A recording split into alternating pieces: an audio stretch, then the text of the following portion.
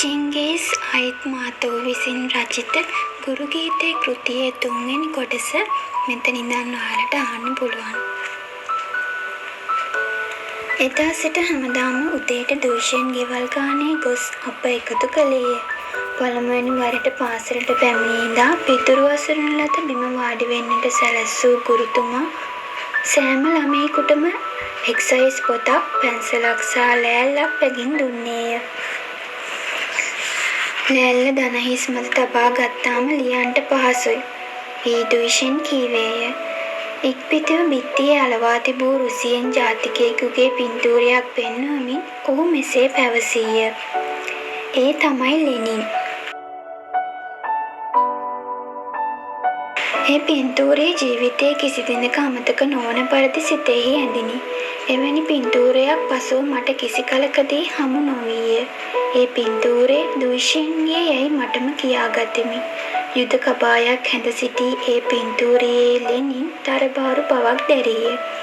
ඔහුගේ යටි රැවුල වඩාත් උල්ව පෙනිනි. තුවාල වූ ඔහුගේ අත රෙදිපටියකින් බැඳ තිබිණි. හිසේ පිටුපස කොටස වැසී යනසේ හිස්වැස්මක් ලෙනින් පැළඳ සිටියේය. දැඩි නිශ්චලතාවයක් දැරූ ඔහුගේ ඇස් මහත් ඕනෑකමින් බලන්නාක් මෙන් විය. ඔහුගේ මුතු උණුසුම් බැල්ම දකින මට හැඟී ගියේ ඔහු අපට මෙසේ කියන්නාක් මෙනි. අනේ දරුවනේ, කොතරම් සුන්දර අනාගතයක් නුඹලාට ලැබෙන්නේ දැයි නුඹලා දන්නවා නම්. ඒ නිශ්චල මොහොතේදී ඔහු මා ගැන සිතන්නාක් මෙන් මට දැනිනි. දැන්වීම් පෝස්ටර් මුද්‍රණය කරන කොළයක මුද්‍රණය කර තිබූ ඒ පින්තූරය දූෂන් ළඟ බොහෝ කාලයක් තිස්සේ තිබුණු බව විමසිල්ලෙන් බලන විට පෙනී යයි. ඉරිතැලි කොන් නැමී තිබූ ඒ පින්තූරය හැරුණු විට පාසල් බිත්තියේ අන් කිසිවක් අලවා නොතිබිණි. කියවන්ටයි ගණන් කරන්ටයි මම නුඹලාට උගන්වන්නම්. අකුරු සහ ඉලක්කම් ලියන සති පෙන්වා දෙන්නම්. මම දන්න සෑම දෙයක්ම නුඹලාට කියා දෙන්නම්. යැයි දූෂෙන් පැවසීය. පුදුම සහගත ඉවසිලිමත් බවක් පෙන්වමින් ඇත්ත වශයෙන්ම ඔහු දන්නා සෑම දෙයක්ම අපට ඉගැන්වුවේ. හැම ළමයෙකු වෙත ඇවිත් පැන්සල අල්ලාගත යුතු ආකාරය කියා දුන්නේය. නොතේරෙන වචන සිත් ඇදගන්නා සුළු ක්‍රමයකින් හෙතෙම විස්තර කළේය. යම්තන් උගත්තේ තරුණයා අමාරුවෙන් වචනයෙන් වචන අකුරු ගලපා උච්චාරණය කරමින් එකද පොතක්වත් නැතිව යටත් පිරිසෙයින් හෝඩියක් පවා නැතිව ඒ තරම් ශ්‍රේෂ්ඨ කාර්යයක් කළේ කෙසේද යන්න ගැන සිතන විට අද වුවද මම පුදුම වෙමි. පියපුතු පරම්පරා කිහිපයක්ම අකුරු නූගත් අයගේ දූපුතුන්ට ඉගැන්වීම ලෙහෙසි පහසු වැඩක් නොවේ. උගැන්වීමේ මූලධර්මයන් ගැන හෝ ක්‍රමයන් ගැන හෝ දූෂන් කොහෙත්ම දැන සිටියේ නැත. එවැනි විද්‍යාවන් තිබෙන්නේ යැයි ඔහු සැක නොකළ බව මට සහතිකය. ඔහුට හැකිතරමින් ඔහු අපට ඉගැන්වීය. දැනීමේ ප්‍රමාණය සහ අවශ්‍යයි හැඟෙන තරමට අපට ඉගැන්වූ ඔහු තුළ එක්තරා විදියක සහජ දක්ෂතාවයක් තිබිනැයි කිව හැකිය. කොතරම් පිරිසිදු හදවතකින් හා උනන්දුවකින් යුතුව ඔහු තම කාර්යය ඉටු කළේද යන්න ඔහුගේ ප්‍රයත්නයන් අපතේ නොයෑමෙන් පෙනේ. තමා කළේ වික්‍රමයක් බව දූෂෙන් දැන සිටියේ නැත. වචනයේ නියම අර්ථයෙන්ම එය වික්‍රමයකි. අපගේ අයිලයෙන් පිට නොගිය කිර්ගිස්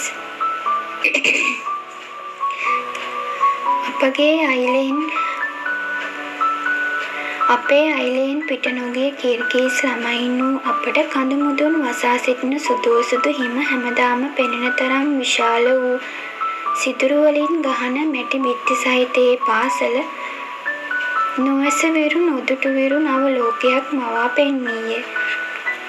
ලෙනින් විසූ මොස්කව් නගරය අවුලියේනා සහ ටස්කන් නගරවලට වඩා කීප ගුණයකින් විශාල බවත් තලස්කා තැනිතලාව මෙන් දහස් වාරයක් ලොකු මහා සාගර තිබෙන බවත් කඳුතරම් විශාල නැව් තිබෙන බවත් අපි දැනගතිමු. වෙළඳ පොලේදී මිලට ගන්නා භූමි තෙල් ලබා ගන්නේ පොළව හැරීමෙන් බව ඔහු අපට කීය. අපේ දෙමව්පියවරු පොහොසත් වූ පසු අපේ පාසල අලංකාර ජනේල සහිත සුදු පැහැති මන්දිරයකට ගෙන යන බවත් ඉගෙන ගන්නවා සිසුන් සඳහා මේස පුටු ආදිය එහි තිබෙන බවත් අපි විශ්වාස කළෙමු. යන්තම් හොඩී අකුරු කියවීමට හා ලිවීමට ඉගෙනගත් අපි අම්මා තාත්තා යන වචන ලිවීමට පෙර ලෙනින් යන වචනය අකුරු ගලපා ලියවෙමු. අපේ දේශපාලන ශබ්දකෝෂය බායි හෙවත් ඉඩම් හිමියා, ගෝවිදාසයා, සෝවියට් සභා යන වචනවලින් යුක්ත විය. අවුරුද්දක් තුලදී විප්ලවය අකුරු ගලපා ලියන සැටි උගන්වන බවට දුයිෂෙන් පොරොන්දු විය. දුයිෂෙන්ගේ කතාවලට සවන් දුන් අපි සිතින් යුද පෙරමුණට ප්‍රතිවිප්ලවාදී සුදු රුසියානුන්ට එදිරිව සටන් කළෙමු. ලෙනින් ගැන කළ විස්තර කොතරම් සිත් ඇද ගන්නා සුළු වීදයක් අප සිතුවේ දුයිෂෙන් ඔහු දැක තිබෙන සැටියකි. ඔහු එදා කී කතාවලින් බොහෝමයක් ශ්‍රේෂ්ඨ නායකයන් ගැන ජනතාව අතර පැතිර පැවතුණු කටකථා බව දැන් නිගමනය කළ හැකිය. එහෙත් දුයිෂෙන්ගේ ගෝලයන් වූ අපට ඒ කතා දීප්තිමත් හිරු මෙන් ඇත්ත විය. සැඟවුණු අදහස් වලින් තොරව දවසක් දා අපි මෙසේ ඇසුවෙමු. ඉස්කෝලේ මහත්තයා ලෙනින්ට අත දී ආචාර කර තිබෙනවාද? එවිට ගුරුවරයා හිස වනමින් මෙසේ කීය. නෑ ළමයිනි, මම ලෙනින්ව කවදාවත් දැකලා නැහැ. ඔහු හුස්ම ගත්තේ අපහසුවෙනි. අප ඉදිරියේ ඔහු අමාරු තත්ත්වයකට මුහුණ පෑවාක් මෙනි. සෑම මාසයකම අවසානයේදී ඔහු ප්‍රාදේශීය නගරයට ගියෙත් ආවෙත් පයින්ය. ඒ සඳහා ඔහුට දින 2-3ක් ගත විය. ඔහු නැති දවස්වලදී අපට දැනුනේ තද පාළු ගතියකි.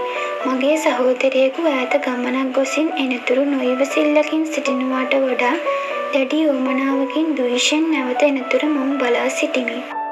නැන්දාට නොපෙනෙන පරිදි ගෙදර වැඩපොළ කරන ගමන් ගෙවත්ත පිටුපස්සට යන මම බොහෝ වේලාවක් ස්ටෙප්ස් තනබිම් දෙස බලාගෙන සිටියෙමි. ගමන් මල්ලත් කරගසාගෙන ගුරුතුමා මේ දැන් ඒවි. හදවත උණුසුම් කරවන නිසා මුහුණ මට දැක ගැනීමට ලැබෙන්නේ කවදාද? දැනීම ගෙන දෙන ඔහුගේ වචන අසන්නට ලැබෙන්නේ කවදාද?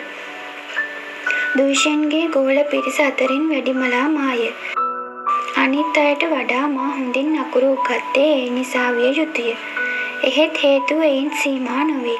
ගුරුවරයා කී සෑම වචනයක්ම පෙන්වූ සෑම අකුරක්ම මා පිළිගත්තේ පාරිශුද්ධ භවයේ සංකේතයක් ලෙසය. දුයිෂෙන් ඉගැන්වූ දේ තරම් වැදගත් දේ මෙලොව නැතැයි යනු මගේ දැඩි විශ්වාසය විය. ඔහු මට දුන් එක්සයිස් පොත මා ප්‍රවේශම් කරගත් බැවින් දෑකැත්තෙන් වැලි පොළොවේ අකුරු ලියන්නට විමි. අඟුරු කැටවලින් මැටියෙන් සෑදූ ගෙවටෙයිද හිමෙන් වැසීගත් පොළොවේද දූලි වැලි සහිත පාරවලද අකුරු ලියුවෙමි. දුයිෂෙන් තරම් උගත් නැනවත් මිනිසෙකු මෙලොව තවත් නැතැයි මම එදා විශ්වාස කළෙමි. සීත කාලය පැමිණියේය. පළමු හිම වැටෙන්නට පෙර ගල් සහිත නොගැඹුරු ගඟ හරහා පාසල් ගියෙමු. එහෙත් පසුව හිමතරම් සීත ගඟ හරහා යාම දෙපා පිලිසේ යාමට තරම් වේදනාවක් ගෙන දෙන්නට විය. මේ වතයට විශේෂයෙන් භාජනීය වූයේ කුඩා එවුනි. වේදනාව ඉවසාගත නොහි සමහරු ඇඬූහ. එවිට දුයිෂෙන් සිසුදරුවන් එකාබැගින් අතින්ගෙන ගඟ හරහා ගියේය. එකෙකු කර තබාගෙන තව එකෙකු අතින්ගෙන ගඟ හරහා යයි. මේ විදියට ඔහු සියලුම සිසුන් එගොඩ කරයි. යට ගියේ සියල්ල දැන් මා මතක් කරන විට ඇත්ත වශයෙන්ම සිදුවුණේ ඒ ආකාරයෙන්ම දැයි සිතීම පවා උගාටය. එහෙත් එදා ගම්මුන්ගෙන් සමහර දෙනෙක් අසභ්‍යකම නිසා හෝ නොවැටහීම නිසා හෝ දුයිෂෙන් දෙස බලමින් සිනාසුනහ. පොහොසත් එවුන් සීත කාලය ගත කරන්නේ කඳුවලය. ඔවුන් ආවේ පිටි මූල වෙත පමණකි. රත් පැහැති ලොම් සහිත සිවල් හමෙන් සාදන ලද හිම කබා සහ වටිනා බැටළු හමෙන් නිම කරනු ලැබූ කබා හැඳගත් ඔවුහු සිසුදරුවන් කෙරෙන් සහ අතින්ගෙන ගඟ හරහා යන දුයිෂෙන් දෙස බලා උපහාසාත්මක ලෙස සිනා සිටි. තරබාරු වල් අශ්වයින් පිට යන එවුන්ගෙන් එකෙක් සිය සගයා මතා මෙසේ කියයි. අර බලනවා.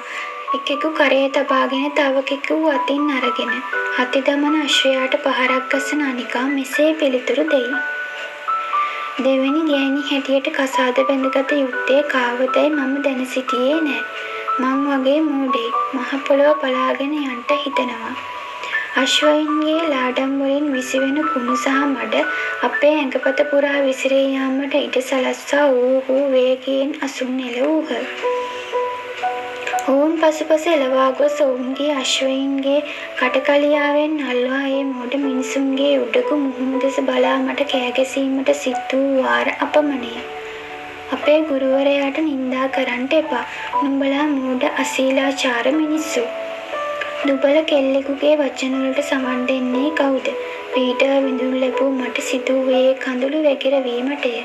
තමන්ට කළ නින්දා අපහාස කිසි ගණනකට නොගත් ද්වේෂයෙන් හැසිරුණේ කිසිවක් නොඇසූ කෙනෙකු ලෙසය. සිදු වූ දේ අමතක කර දමනුවස් අප සිනාගන්වන අන්දමේ විහිළු තහළු කිරීමට ඔහු සමත් විය. කොතරම් මහන්සි දැරුවද ගඟහරහාලී පාලමක් සෑදීමට තරම් අවශ්‍ය දෑ සොයා ගැනීමට දූෂ්‍යන්ට නොහැකි විය. දවසක් කුඩා ළමයින්ට ගඟහරහා යාමට උදව් කළ දූෂ්‍යන් හා මම එහා ඉවුරේ සිටියෙමු. කකුල් නොතෙමෙනසේ යම්තම් ගඟහරහා යාමට හැකිවන පරිදි ලොකු ගල්කැට ගඟහරහා විසිකිරීමට අපි ඉටා ගතිමු. සාධාරණ ලෙස කල්පනා කර බලන්නේ නම් සිය දූ දරුවන්ට පාසල් යාම පිණිස යටත් පිරිසෙයින් ගඟහරහා ඒ දණ්ඩක්වත් දැමීමේ වගකීම ගම්මුන් සාමූහිකව භාරගත යුතුය. නූගත්කමේ ගිලී සිටි ගම්මු ඒ දවස්වල ඉගෙනීම වැඩගැම්මකට නැති දෙයක් ලෙස සැලකූහ. ගම්මුන් ද්වේෂයෙන් සැලකුවේ වැඩක් නැතිව ළමයින් කරගාගෙන ඇවිදින පුද්ගලයෙකු ලෙසය. ඌමනා නම් උගන්වාපන්, නැතිනම් ගෙදරවලට යවන්ටේ කියාපන් යන අදහස් අනුව ඔවුහු වැඩ කළෝය. නිතර අසුන් පිට යන ගම්මුන් ගඟහරහා ගමන් කළේද එලෙසමය. එහෙත් ඔවුන් ඒ ගැන කල්පනා කළ යුතුව තිබිණ. අනිත් අයට වඩා පහත් වූ සහ මෝඩ වූ ඒ තරුණයා කුමක් සඳහා දුක් කරදර අමාරුකම් හා නින්දා අපහාසවලට මුහුණ දෙන්නේද? උපහාස හා බැනුම් නොතකා ඔවුන්ගේ දූපුතුන්ට අකුරු උගන්වන්නේ මහත් ධෛර්යයකින් හා මිනිස් ශක්තිය ඉක්මවාගේ ඉවසිලිමත් බවකින් යුතුව නොවේද? ගඟහරහා ලොකු ගල්කැට දැමූදා අවට සෑම තැනම හිම වැටී තිබිණ. ගඟේ වතුර හදවත් පවා හිරිවැටෙන තරම් තද සීත ගතියක් ගෙන දුන්නේය. පාවහන් නැතිව නිතර වැඩෙහි යෙදී සිටි දූෂණ සීතලට ඔරොත්තු දුන්නේ කෙසේදැයි මට කිව නොහැකිය. නොගෙඹුරු දිය ඇති ගඟේ පතුල මගේ පාදයන් පිළිගත්තේ ඉන්දිකටු මෙන් උල්වූ ගල් තුඩු වලිනි. දවසක්දා ගඟහරහා මා යද්දී කකුල්වල කෙන්ඩා පෙරලීමෙන් ඇති වූ වේදනාව නිසා ගල් ගැසිණි. කෑගැසීමට හෝ කකුල් දිගහැරීමට හෝ බැරි වූයෙන් ක්‍රමයෙන් මම ඇද වැටීමට පටන් ගතිමි. ගඟහරහා ගල්කැට දමමින් සිටි ද්වේෂයෙන් හානික මා වෙත ආවේය. වැටෙන්ට නොදී මා අල්ලාගෙන ඉගොඩට වත්තම් කරගෙන ගොස් ඔහුගේ කබාය මත වාඩි කරවා තද සීත නිසා නිල් පැහැගත් මගේ දෙපා වේගයෙන් පිරිමැද්දේය.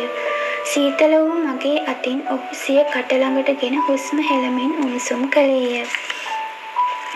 අල්තානි, නුඹ ඉවුරේ ඉඳන් උණුහුම් යන්, මම ඉතුරු ගල්කැට ගඟහරහා දාන්නම් යයි ද්වේෂයෙන් කීවේය. ගඟහරහා ලොකු ගල් පෙළක් දමා ඉවර වූ පසු සපත්තු පටි කැටගසන්නට වූ ඔහු මා දෙස බලා මෙසේ ඇසීය. කොහොමද උදව්කාරී උණුසුම් වුණාද? ඔය කබාය පොරවා ගනින්. ඔන්න ඔය විදියට. ටික වේලාවක් නිශ්ශබ්දව සිටි හෙතෙම නැවත මෙසේ ඇසීය. අල්තේනයි, නුඹ නොවේද ඉස්කෝලේට වියලි ගොම ගෙනාවේ? ඔව් යයි මම පිළිතුරු දුන්නෙමි. ඔහු කටකොණකින් සිනාසුනේය. මා ඒ බව දැන සිටියා. යන්නක් ඒ සිනාව කියා පෑවේය. ඒ මොහොතේදී මගේ කම්මුල් රත් වූවක් මෙන් දැනිනි. වැදගම්මකට නැති දෙයක් ගැන වුවද ගුරුතුමා අමතක කර නැති බව එයින් පෙනෙන්නේ. මගේ ප්‍රීතිය නිම්හිම් නැති විය. 7 වෙනි දෙව්ලුව ගියාක් මෙන් මට දැනුනේ ද්වේෂයෙන්ද මා ප්‍රීති වන බව දුටුවේය. දයාබර මගේ පුංචි කෙල්ල යයි මා දෙස බලා ඔහු ලයාන්විත හඬකින් කීය. නුඹ ඉගෙන ගන්නට හරි හපනි. මට පුළුවන් නම් නුඹ ලොකු නගරයකට යවලා උගන්වන්නට උඹ දක්ෂ කෙනෙක් වේවි. ද්වේෂයෙන් දුරින් පා තබමින් ගම් ඉවුරට ආවේය. සුළං පහරට හසුව වේගයෙන් පාවෙන වලාකුළු කඳුවලට මුවා වී යන සැටි බැලීම පිණිස හිස් අහස දෙසට හරහා දෑත් මත හිස තබාගෙන වරක් සිටියාක් මෙන්ම දැනුදු දුවිෂෙන් මා ඉදිරිපිට සිටී. ඔහු එදා සිතුවේ මොනවා ගැනද? ඉගෙනීම සඳහා ඔහු මා විශාල නගරයකට සිතින් යවුවා වෙන්ට පුළුවනි. දුවිෂෙන්ගේ කබාය පොරවාගෙන උණුසුම් වෙමින් සිටි මම ඒ මොහොතේදී මෙසේ සිතුවෙමි. ගුරුවරයා මගේ මවගේ කුස උපන් සහෝදරයෙක් වුණා නම්, ඔහුගේ ගෙල බදාගෙන තදින් ඔහු වැළඳ ගන්නට පුළුවන් නම්, දෙනෙත් තදින් වසාගෙන ලොව තිබෙන ඉතාම හොඳ වචන ඔහුගේ කනට කුඳුරා කියන්ට ඇත්නම්, දෙවියනි, ඔහු මගේ සහෝදරයෙකු කරන සේක්වා. ඔහුගේ මිනිස් ගති නිසාත්, උදාර අදහස් සහ අපේ අනාගතය ගැන ඔහු දුටු සිහින නිසාත් අපි හැම දෙනෙක්ම ඔහුට ආදරය කළෙමු. අපි ළමයින්ව සිටියද ඒ සත්‍ය අවබෝධ කර ගත්තෙමු. දිනපතාම පාසල් යාම සඳහා බොහෝ දුර පයින් ගමන් කිරීමටත්, හිමවැස්ස කුණාටු සහ තද සීතට මුහුණ දෙමින් කඳු නගින්නටත් අපට ධෛර්යය දුන්නේ කවුද? අප පාසල් ගියේ කාගේවත් බල කිරීමක් නිසා නොව, අපේම කැමැත්ත නිසාය. හිමකැට බවට පත් වූ පිනිබිඳ මුහුණේ හා ඇඳුම්වල තැවරෙන අයිස් අල්මාරියක් වැනි ඒ පාසල් මඩුව තුල අප බලෙන් ගෙන යාමට බැරිය. ගිනි තැපීම සඳහා උතුන ළඟට ගියේ එකා බැගිනි. අනිත් ළමයින් දුවිෂන්ගේ පාඩම් වලට සවන් දුන්නේ සිටි තැන් වලින් පිටතට නොගොසිනි.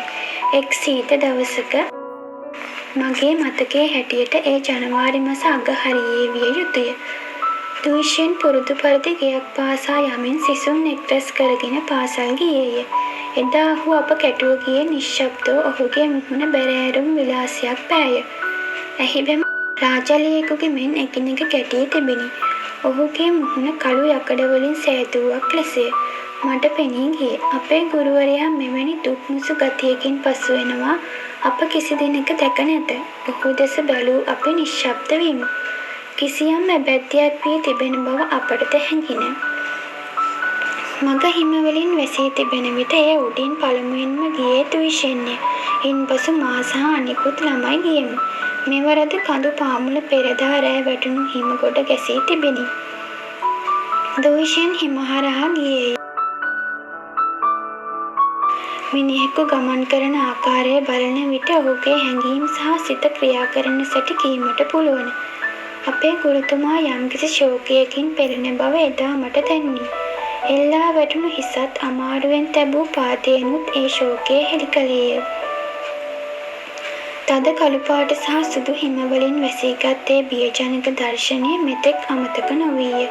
එකා පිටුපස එකා බැගින් පෙළ ගැසී යන අපි දුවිෂන්ගේ කළු කබායට පිටුපසින් ගමන් කරෙමු. කන්ද උඩ ඔටුවෙකුගේ මොල්ලයක් මෙන් හිමකැට ගොඩ ගැසී තිබිණි. සීත සුළං පහරින් හිමකැටයේ මේ අත විසිවී යයි.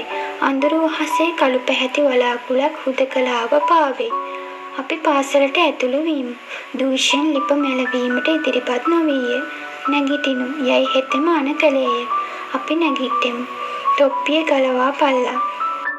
අප අණ අනුව හිස්සසුම් ඉවත් කළේ. ඔහුද තමා හැඳ සිටි බුදියෝනි තොප්පිය ගලවා දැමුවේය. මෙසේ කරන්නේ ඇයිදැයි අපි නොදැත්තෙමු. හෙම්බිරිස්සාවේ පෙළමින් සිටි ඔහු කැළඹීමෙන් යුතුව කතා කළේය. ලෙනින් මිය ගියා. ලෝකයේ සියලුම රටවල මිනිසුන් දුක් වෙමින් සිටිනවා. නැගිට නිශ්ශබ්දව සිටපල්ලා. ලෙනින්ගේ පින්තූරයේ ඉදිරිපිට නිශ්ශබ්දව සිටගනිල්ලා. මේ දිනය සිහි තබා ගනිල්ලා. කඳු මුතුන් වල සිට පෙරලීගෙන ආ හිම පතනයට යට වී ගියාක් මෙන් අපේ පාසල නිශ්ශබ්ද විය. සිදුරු වශයෙන් හමන සුළං වල ශබ්දයේද සුරුගාමින් කුඩා හිමකට පිදුරු මත වැටෙන සැටිද ඇසේ. මහා නගර ගොළු විය. පොළොව දෙතුරුම් කවන කම්මල් නිහඬ විය. හඬ නගමින් දුවන දුම්රිය අතරමඟ නැවතින. මුළු මහත් මිහිතලයේම දුක් සයුරේ ගිලින. අපේ ජනතාවගේ ඉතා සුළු කොටසක් වන අපි ආශ්වාස පාශ්වාස නොකරමින් කාටවත් නොපෙනෙන ඒ මඩුව තුළ අපේ ගුරුතුමාත් සමග ලෙනින්ගේ පින්තූරයේ ඉදිරිපිට සීරුවෙන් සිටගෙන දුක්පරින් පිරුණු ඒ පැයේදී ලෙනින්ගෙන් සමුගත්තෙමු. ඔහුගේ මරණය නිසා දුක්වන ළංගම සහෝදර සහෝදරියන් හා සගයින් වශයෙනි අප එලෙස දුක් වූයේ. හිස්සැස්මකින් සැරසී තුවාල වූ අත වේලාගෙන සිටි අපේ ලෙනින් බිත්තියේ සිට අප දෙස බලාගත් වනම සිටියේය. පැහැදිලි පාරිශුද්ධ ඔහුගේ බැල්ම අප දෙස බලාත් මෙසේ කියන්නාක් මෙනි. මට හැඟී ගියේය. නුඹලාගේ අනාගතය කොතරම් සැපවත්දැයි නුඹලා දන්නවා නම් ළමයිනේ. ඒ මොහොතේදී ඔහු මගේ අනාගතය ගැන කල්පනා කරන බවක් මට හැඟිණි. දෑතින් නෙත් පිසදැමූ දුවිෂයෙන් මෙසේ කීය. මම ප්‍රාදේශීය නගරයට යනවා. එහි ගිහින් පක්ෂයේ සමාජිකයෙක් වෙනවා. ආපසු එන්නේ දවස් 3කට පස්සේ. මට මුණ පාන්ට වූ සීත දවස් 4න් අතිශයින්ම දැඩි සීතලක් දැනුනේ ඒ දවස් 3දීය.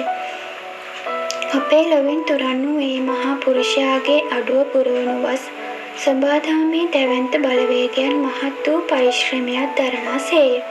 කෝපයෙන් බුරබුරා පැන නැගුණු මහා කුණාටුව හඬ නැගුවේය. කුඩා හිමකට කුණාටුවට අසුව ඒ මේ අත විසිර ගියේය. ඇටකටු හිරිවැටෙන තරම් තද සීතලක් පැන නැගිනි. කුණාටුව මෙල්ල නොවීය. බුරබුරා නගමින් මහ පොළොව මත හැප්පුණු කුණාටුව හඬා වැළපුණේය. කෙමෙන් අපේ අයිලය නිහඬ විය. කඳු අවට නිසල බවද පැතිර ගියේය. අහසේ පාවුණු පාළු පැහැති වලාකුළු කඳු අවට අඳුරු කළේය. තුෂාරය නිසා ගෙවල් වලින් පිටන වූ කම්මු උඳුන් අසලට වී ගිනි තැබූහ. දුම් කවුළු වලින් නගින දුම් තුෂාරයට හා කුණාටුවට හසුව දුනු ගැසී අතුරුදහන් වෙයි. ඒ මදිවට අසල කැලෑවල වෘකයෝ හූ හඬ දෙමින් මොර ගැසූහ. දවල් කාලයේදී පාරවල්දී මුණ ගැසුණු ප්‍රචණ්ඩ වෘකයෝ රෑ වූ විට ගොදුරු සොයමින් පැල්පත් ළඟටම ආහ. අරුණෝදය වනතෙක්ම ගොදුරු සොයමින් උග්‍ර අයිලයේ ගොඩේ ඇවිත්තාහ. අපේ ගුරුවරයා ගැන මා තුළ බියක් උපනි. හිම කබායක් නැතිව ඔහු කොහොමද මහරෑ සීතලේ ගමන් කරන්නේ? දුවිෂෙන් අයිලයට හැරී යා යුතු දවසේදී ඉවකින් මෙන් මා තුළ අසීරු ගතියක් ඇතිවිය. හදවත අසුබ ලකුණක් කොඳුරා කියන්නාක් මෙනි. නිතරම ගෙදරින් පිටත දුව ගිය මම ඉමක් නැති ස්ටෙප්ස් තනිතලාව දෙස බලන්නට වෙමි. ගුරුවරයා දැන් නීවී නේද? එහෙත් ඔහුගේ ප්‍රාණය හෝ ආත්මය හෝ දකින්ට නොලැබෙනි. අපේ ගුරුතුමා කොහිද? පමා වෙන්ට එපා. වඳින්නම් ඉක්මනින් ආපහු වෙන්ට. අපි ඔබ එනතුරු බලා ඉන්නවා. ඇහුණාද? ගුරුතුමා, අපි ඔබ එනතුරු බලා ඉන්නෙමු. මගේ නිහඬ විලාසයට ස්ටෙප්ස් තනිතලාව නොදුන්නෙන් මම හඬන්නට විමි. මගේ යාම් මීම් නැන්දාගේ හිත ඇල්ලුවේ නැත. දොරපළුවලට අද උඹ නිවාඩුවක් දෙනවාද නැද්ද? තැනක ඉඳගෙන බැටළු ලොම් වලින් නූල් අඹරපන්. ළමයින්ට සීතල වෙලා. මීට පස්සේ දොර හැරියොත් බලාපිය තොට කරන දේ. දඹරගිල්ල උල් කරමින් තර්ජනය කළ ඈ ගෙදරින් පිටත යාමට මට ඉඩ නොතිබූ ආය. සවස් වුණද ගුරුවරයා අයිලයට ආබවක් දැනගැනීමට නොහැකි වූයෙන් නොසන්සුන් ගතියක් දැනිනි. දුවිෂෙන් දැනටමත් අයිලයට ඇවිත් පොරොන්දු දවසේදී හරියට වේලාවට ඔහු අයිලයට එම සිරිතක් යයි තමාටම කියා ගනිමින් හිත සනසා ගැනීමට උත්සාහ කළේය. ඔහු හිටිහැටි අසනීප වෙලා. ඒ නිසා හිමින් එනවා ඇති. ඒ මදිවට හිමකුණාටුව පටන් අරගෙන ස්ටෙප්ස් තනිතලාවල අන්ධකාරය නිසා වල්මත් වීමට ඉඩ තිබෙනවා. යන හැඟීම සැනකින්ම සිතට වැදී බාරදුන් වැඩේ කිරීම අසීරුය. මගේ අත්මා කියන දේ නොඇසුණාක් මෙනි. අඹරන කෙඳි හිටි හැටියේ කැඩේ. එවිට නැන්දා ලෝභ නැතිව බැනවදී. අද තිට මක් වෙලාද? තිගේ අත් දරකෝටු වගේ. යයි කියමින් බැනවදින නැන්දා මට ටොකු වෙන්න ආය. අවසානයේදී ඈව ඉවසාගත නොහැකි වූයෙන් මොර දෙන්ට පටන් ගත්තාය. තෝව මාරයාවත් ගෙනියන්නේ නැති හැටි. මේ මල්ල සයිකාල් මැහැල්ලිට ගිහින් දීපි. උඩ පැන නටන්නට තරම් ප්‍රීතියකි මා සිත තුළ හටගත්තේ. දෝෂයෙන් ඔවුන්ගේ ගෙදර වාසය කරයි. සයිකල් සහ කරතන් බායි මගේ මව්ගේ දුර නෑයෝ වෙති. ඉස්සර වරින් වර මම ඔවුන් හමුවීමට ගියෙමි. සමහර දවස්වල ඔවුන්ගේ ගෙදර රැකත කළමි. නැන්දාට එය මතක් වුණාද? නැත්නම් ඈට දෙවියෝ අනකලාදැයි කීමට නොපිළිවන ඈ මෙසේ කීවාය. සාගත කාලයට දෙන බොල්වී වගේ තෝ මට එපා වෙලයි තියෙන්නේ. මැහැලිය ඉඩ දෙනවා නම් රෑ උන්දලෑගේ ගෙදර නැවතියන්. මගේ ඇස්වලට නොපෙනී ඵලයන්ට. සැනකින් මම ගෙවත්තට පැන ගතිමි. කෝපයටපත් රකුසෙකුමින් සුළං පහර ප්‍රචණ්ඩ ලෙස නැගී සිටී. මොහොතක් නිසලව සිට නැවතත් හමන සුළං පහර ඉදිකටු මෙන් කූඩු සහිත කුඩා හිමකැට මුහුණ දෙසට එල්වයි. මල්ල කිහිලි ගසාගත් මම අලුත වැටුණු හිම මත තබා ඇති අශ්ව ලාඩම් නිසා පැහැදිලිව පෙනෙන අඩිපාර ඔස්සේ අයිලේ එහා කෙළවර දක්වා දුව ගියෙමි. මා කල්පනා කළේ එකම දෙයක් ගැන පමණි. ගුරුවරයා අයිලේට ඇවිල්ලාද නැද්ද? දිවගිය නමුදු ඔහු සිටියේ නැත. දොරකඩ අසල සිටගෙන මා හති දමන සැටි දුටු සයිකාලාච්චි අම්මා බියගත් ආය. උඹට මක් වෙලාද? මොකද හති දමාගෙන දුවගෙන ආවේ? විපත්තියක්වත් වෙලාද? නැහැ නිකන් මල්ල ගෙනාවා. ආච්චිලාගේ ගෙදර අතරෑ නවතින්න පුළුවන්ද? නැවතියන් මගේ කෙල්ලේ. අනේ බං උඹට නාකි අපෝ අමතක වුණා නේද? මොකෝ උඹ පසුගිය සරත් කාලේ ඉඳලා මෙහෙ ආවේ නැත්තේ? ලිප ළඟට ගිහින් උණුහුම් වෙයන්.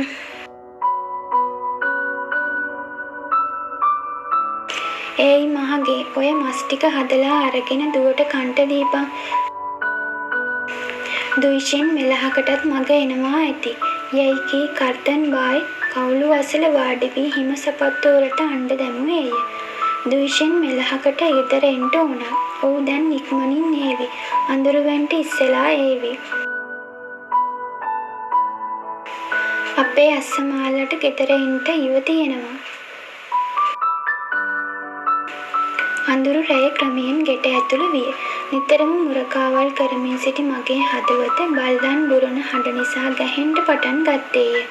එහෙත් දුයිෂෙන් තවම ගෙදර ආවේ නැත. සයිකාල් කයි කතන්දර කීමෙන් කාලය කා දැමීමට ඉදිරිපත් වීම සැනසුමක් ගෙන දිනි.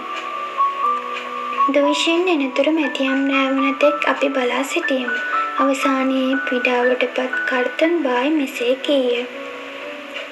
මාගේ නිදිමතයි. පැදුරක් එලාපන්. එයා අද එන එකක් නැහැ. දැන් ඉතින් රෑ බෝ වුණා. ලොක්කන්ට වැඩ ඇති. මිනිහා ඒ නිසා නවතින්ට ඇති. නැතිනම් මෙලහකටත් ගෙදර ඇවිල්ලා. මහල්ලා නිදා ගැනීමට සූදානම් විය. ලිපාසල මුල්ලක පැදුරක් එලා මට නිදා ගැනීමට කීහ. එහෙත් මට නිින්ද ගියේ නැත. මහල්ලා කහිමින් නිතරම මුණු ගෑවේය. තොල් මතුරමින් දෙවියන් යෙදීය. ඉන්පසු සෙමින් දොඩවන්ට විය. මගේ අස්සමාල්ලාට මොනවා වුණාද දන්නේ නැහැ. පිටුරු ගන්නවත් මේ දවස්වල පුළුවන් කමක් නැහැ. සල්ලි දීලා හරි කොල්ලු ටිකක් හොයාගන්න බැහැ. කර්තන් බායි කොරවන්ට විය. එහෙත් සුළං හැමීම තොරතෝංචියක් නැතුව කෙරිනි. ගෙයි වහල ගැලවී යන තරම් වේගයෙනි සුළං හැමුවේ. කොරහැඩි අත්වලින් වීදුරු පිස තමන්නාක් මෙන් හඬක් ඇතිවිය. මහල්ලාගේ සැනසිලි බස්වලින් මම සෑහීමට පත් නොවිමි. දැන් ගුරුවරයා එතැයි මා සිත කීවේය. ඔහු එමින් සිටි මග මා සිතින් මවා ගත්තෙමි. හිමෙන් පිටි කාන්තාරය මගේ මනසට හසුවිය. මා බොහෝ වේලා නිදාගත්තේ දැයි කිව නොහැකිය. එහෙත් යම්කිසි හේතුවක් නිසා තිගැස්සී නැගී සිටියෙමි. අමිහිරි හූ හඬ ඇත සිට අවුත් සුළං සමග මිශ්‍ර වී නැගී සිටියාක් මෙනි. ඌර්කයෙක් එකෙක්ද නැහැ කීප දෙනෙක් කෑගසමින් හූ හඬ දෙමින් ඔහු කීප දෙනෙක් හැම අතින්ම දිව ආහ. උන්ගේ හඬ එකට වෙලී අහස නැගුණාක් මෙන් දැනිනි. වරක ඒ හඬ ඈත සිට ඇසෙන්නාක් මෙන් දැනේ. තවත් වරක වෘකයන් ළඟ සිට හඬ නගන බව හැඟේ. නැවතත් ඒ හඬ අයිලේ කෙළවර සිට පැතිර යන්නාක් මෙනි. හිම කුණාටුවකට සැරසෙනවා වගේ යයි මැහැල්ල කොඳුලාය. නිහඬව සිටි මහල්ලා ඕනෑකමින් සවන් දී සිට නැගී සිටියේය. නැහැ ඒ කුණාටුවක් නෙවී. කාවදෝ එලවාගෙන යනවා වගේ ඇහෙනවාද? දෙවියනේ දුයිෂෙන්වද දන්නේ නැහැ. මොකද දන්නේ නැහැ මිනිහා මෝඩයි. මහගේ කර්තන් බායිත් අඳුරේම හිම කබාය ඇඳගත්තේය. හනිකට ලාම්පුව පත්තු කරපන්. දෙයයන්ගේ නාමයට ඉක්මන් කරපන්. බියෙන් වෙවුලමින් අපි නැගිට සිටියමු. සයිකාල් ලාම්පුව සොයා එය දැල්වීමට පෙර සතර අතින් ලං වූ වෘකයන්ගේ බියකරු හඬ එකවර නැවතිනි. යක්කුරල ලං වුණා කී කර්තන් බායි පොල්ලකුත් අතේ ඇතිව දොර හැරීමට ලං වූ අතර බල්ලෝ බුරමින් කඩා පනින්නට වූහ. ජනේලය අසල වැටී තිබුණු නැවුම් හිම පාගමින් ගමන්ගත් පුද්ගලයෙක් දොරට තට්ටු කරන්නට විය. ගෙතුලට වැදුණු දැඩි සීත සුළං පාරක් නිසා කුඩා හිමකට අප සිටි කාමරයට වැදී විසිර ගියේය. සුළං පාර මෙල්ල වී නැවතුණු පසු අපි දුෂයෙන් දුටුවෙමු. පැලවී ගිය ඔහු හති දමමින් ගෙතුලට වැද ඒ මේ අත වැනිමින් බිත්තියට හේතු විය. තුවක්කුවක් යැයි හෙතෙම හති දමමින් ඉල්ලා සිටියේය. ඔහු කීතිය තේරුම් ගැනීමට අපි අපෝසත් වෙමු. මගේ ඇස් නොපෙනී යන්නාක් මෙන් දැනේ. මහල්ලන්ගේ කන්නලව්ව පමණක් මට ඇසේ. කළු එළුවාත් සුදු එළුවාත් දෙයියන්ට බාරයි. සුද්ධ වූ බෝපෙතින් තුමනි, ඔබ වහන්සේගේ පිහිටයි ඒ උඹද. තුවක්කුවක් දීපල්ලා තුවක්කුවක්. දුෂින් කීය. තුවක්කුව අප ළඟ නෑ. උඹ කොහෙද යන්නේ? මහලු ජෝඩුව දුෂින්ගේ උරහිස්වල එල්ලුණෝය. පොල්ලක් දීපල්ලා. එහෙත් මහල්ලෝ දිගටම කන්නලව් කළහ. උඹ කොහෙවත් යන්නේ නෑ. අපි ජීවත්ව ඉන්නතුරු යනවා නම් අපෝ මෙතනම මරා දාපල්ලා. ඇඟපත දුර්වලව ගොස් අතපය සලවා ගැනීමට බැරි තරම් දුර්වල ගතියක් දැනුණෙන් මම නිහඬව පැදුර මත දිගා වුනිමි. හරි ගියේ නෑ. ගේ ළඟට එනකල් පැන්නුවා. යයි කී දුෂෙන් අත තිබූ කෙවිත මුල්ලකට විසිකලේය. අශ්පයා මගදී හෙම්බත් වුණා. වෘකයෝ අප පස්සේ පන්නාගෙන ආවා. අයිලේ මායිමටම ආපු අස්පයා මුලින් කපාපු ගහක් වගේ එකපාරටම ඇද වැටුණා. වෘකය උගේ ඇඟට කඩා පැන්නා. අස්පයා දෙයියන්ට බාරයි. උඹ පණ පිටින් ආපු එක තමයි ප්‍රධාන වැඩේ. අස්පයා වැටුනේ නැත්නම් උන් නුඹවත් කා දමාවි. අපේ ආරක්ෂක බෞපේතීන් දෙවියන්ට පින් දෙන්න ඕන. ඇඳුම් ගලවලා ලිප ළඟට වෙයන්. මම උඹේ සපත්තු ගලවන්නම්. යයි කියමින් කර්තන් බායි පාත්තිය. මහගේ උඹ තියෙන දෙයක් රත් කරපන්.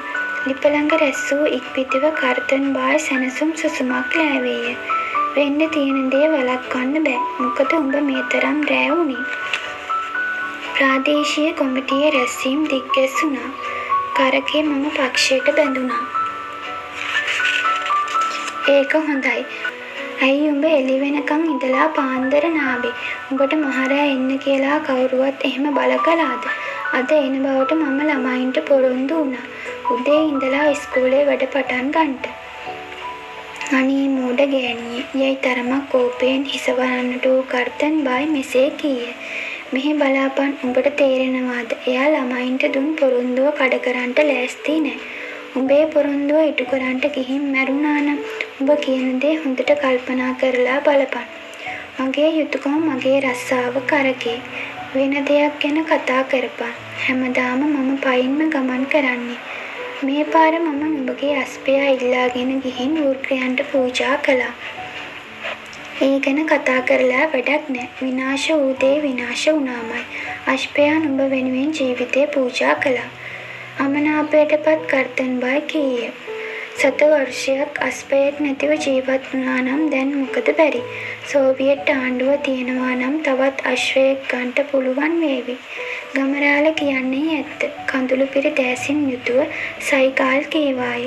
තවත් අශ්වයෙක් ගන්නට පුළුවන්. පුතේ කාපන් නිවෙන්ට ඉස්සෙල්ලා. කරකේ කර්තන් බායිගේ සුරතල් නමකි. තුන්වෙනි කොටසත් මෙතනින් අවසానයි. එහෙනම් ඉතිරි කොටස අහන්න මගේ ඊළඟ වීඩියෝ එකත් එක්ක එකතු වෙන්න.